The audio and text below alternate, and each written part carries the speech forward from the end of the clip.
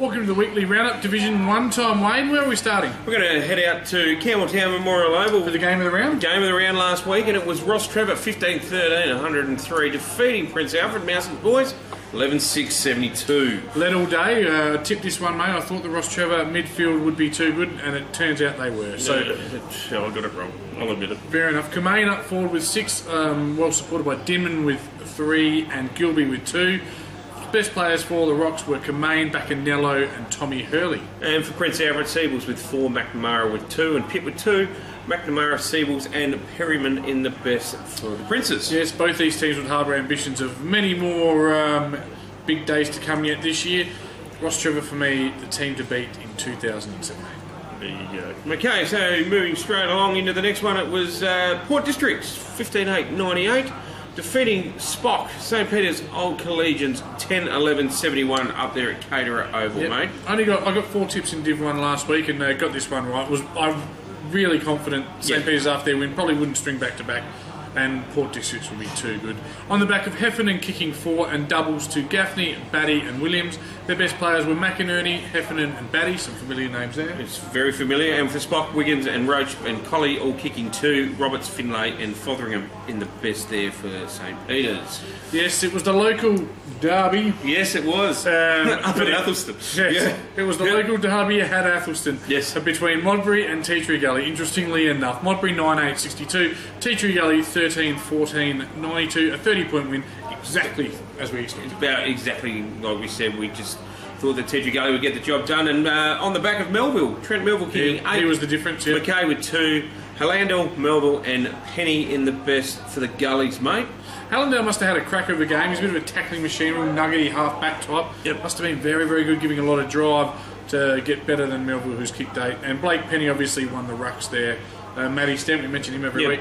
The Butcher, Toddy Stanton, kicked 2 for Modbury, as did Buckerfield. That was Buckerfield. Yep. I think it's Matty Fogden, Ronnie Rankin Jr. and Rigney were their best players. Both Rigney, yes, good to see him going all right.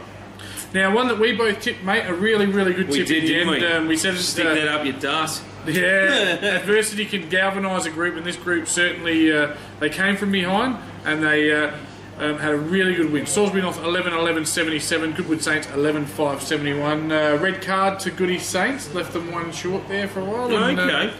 yes, it was Tucky got a red card for a bit of an icky headbutt. Oh, did he? Yep. Ooh. So, yeah, and that, well, it was one of the reasons, among others, but too good there were the Hawks.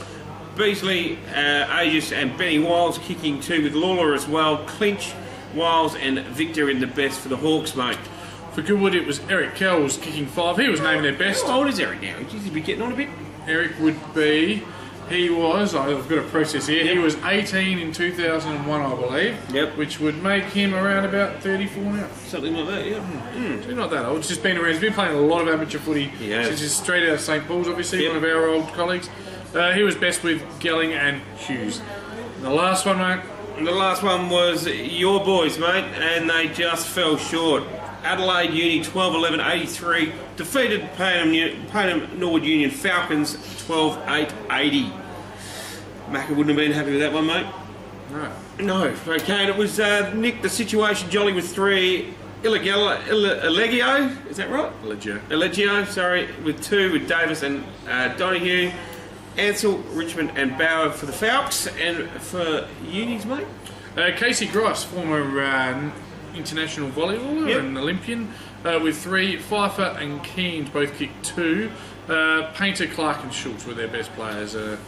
And a devastating loss, yes, indeed. Devastating? It is devastating. You were up and about last week. Yeah, well, I'm not now. So we're 2 games and percentage outside of the 5 with 8 games to go. Yep. And it's Goodwood sitting in 5th, who probably won't make too many mistakes on the run home. So,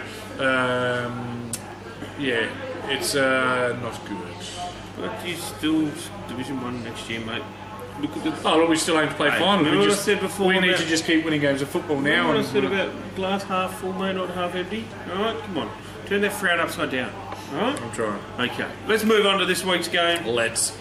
And it's up at Caterer Oval again. It's St Peter's Old Collegians taking on Modbury.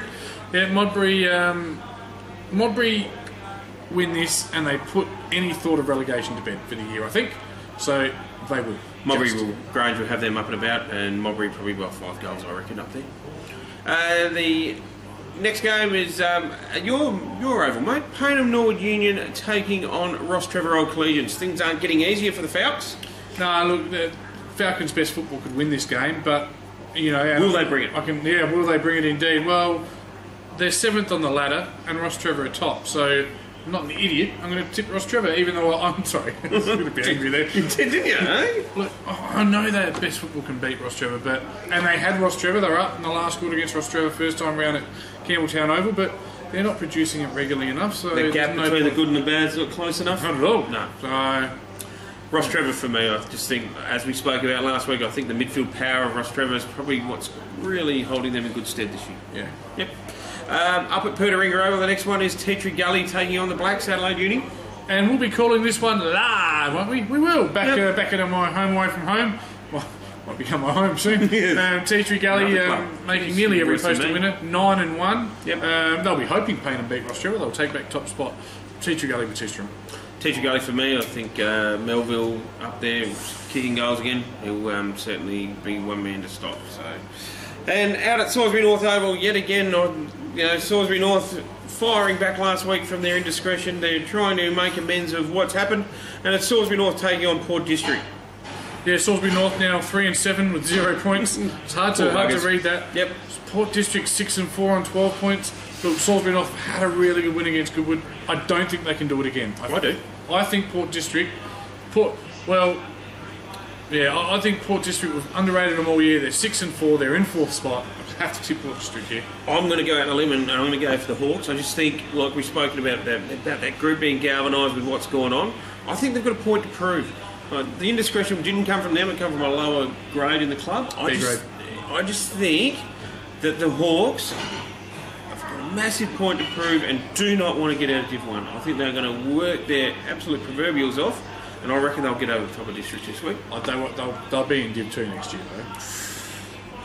It's just, if Modbury beat St Peters, they've got 8 points to catch up, which they're not going to do in 8 games. Sorry. Well, they've just got to keep winning, don't they? They've just got to keep winning. They just got to. And you think they're going to this week? I think they are. I think they're going to make every post a winner, I think. And last but certainly not least, Game of the round. Division 1 game of the round this week. 2:15, Goodwood Oval. Goody Saints taking on Prince Alfred. Yeah, Goodwood. They'll be disappointed with that loss, and they sit in 5th spot. And with Adelaide Uni now nipping at their heels a game and a half behind, and Payneham 2 games behind, it's a must-win game for the Saints.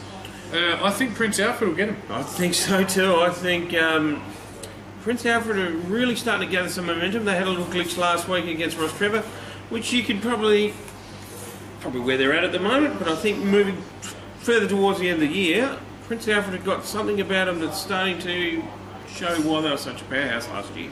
Yeah, I agree with you, mate. Yep. I think they'll win, and I never underestimate Goodwood, but huge things were expected improvement-wise from Goodwood. They haven't quite turned around as much as perhaps we thought they might. Yep. We thought they'd be dominant this year, and they haven't been. And if they lose Tucky during the week at the Tribunal for a game, it's one less midfield rotation against that quality midfield. I'm going to call it the second best midfield this year in the league. So Princess for me should get chocolate. Princess for me as well. And at small Goodwood Oval, got to win that midfield. Exactly right. Yep. Beautifully done, Wayne. We'll be back next week. Thanks, guys.